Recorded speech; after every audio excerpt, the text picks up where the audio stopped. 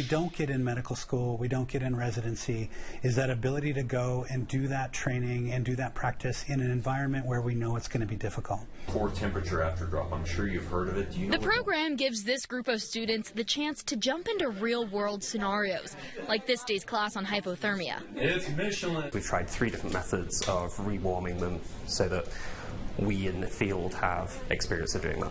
With the students volunteering themselves as patients. Experience some suffering for the sake of science.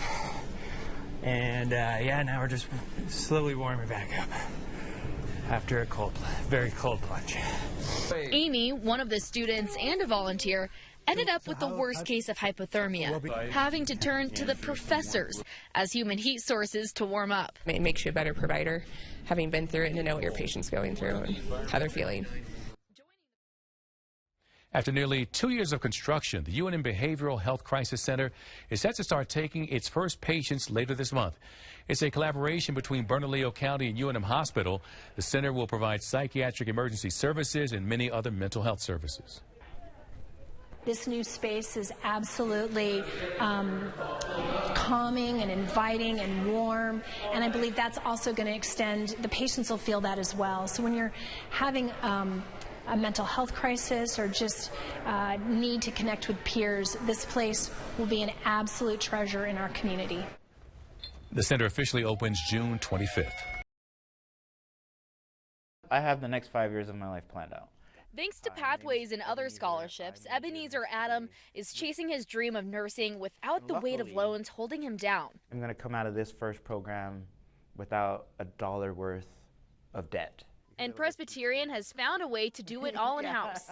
Read about it, learn about it, and then we actually do it.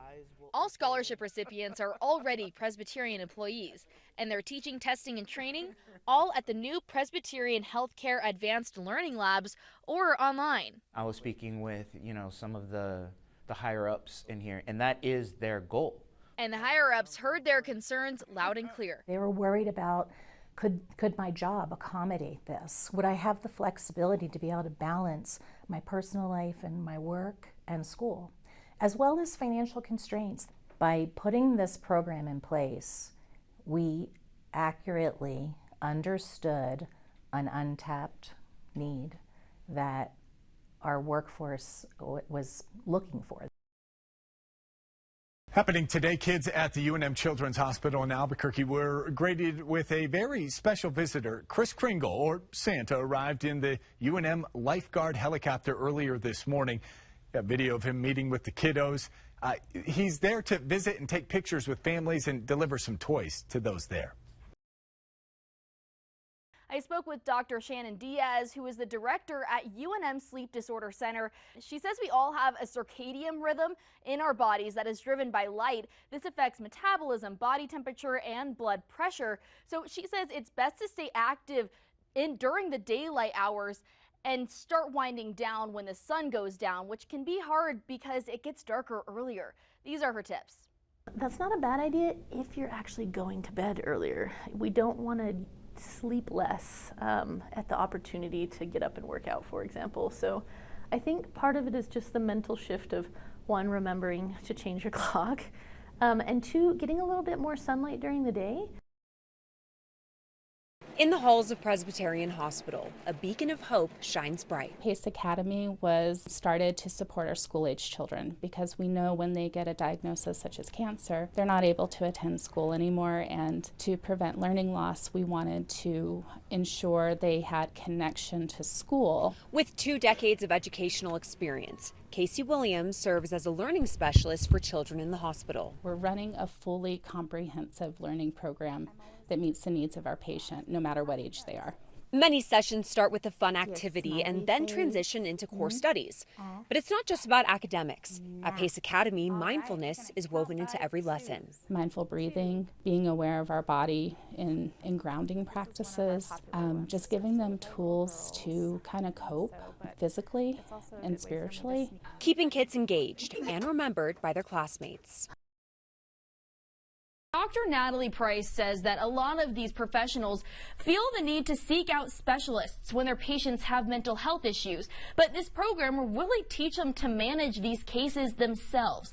Participants will strengthen their ability to recognize, address, and prevent mental health crises. The virtual meetings are designed so all child-facing providers across the state can join.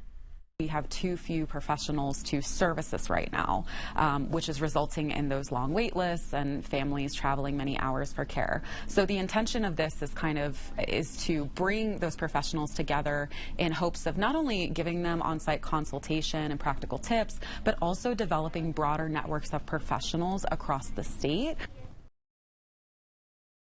Finding a donor is a really important part of it. Dr. Matthew Farrow is the director of the UNM Bone Marrow Transplant and Cell Therapy Program. He knows the procedure well. Well, an allogeneic transplant, when we use stem cells from a donor, has the potential to eradicate disease that's in the bone marrow. It also provides a new immune system to the patient, and that immune system helps to attack the old leukemia that might be left over and eradicate it. But this treatment has only been offered at the UNM Comprehensive Cancer Center for about a year. Before that, patients had to go out of state.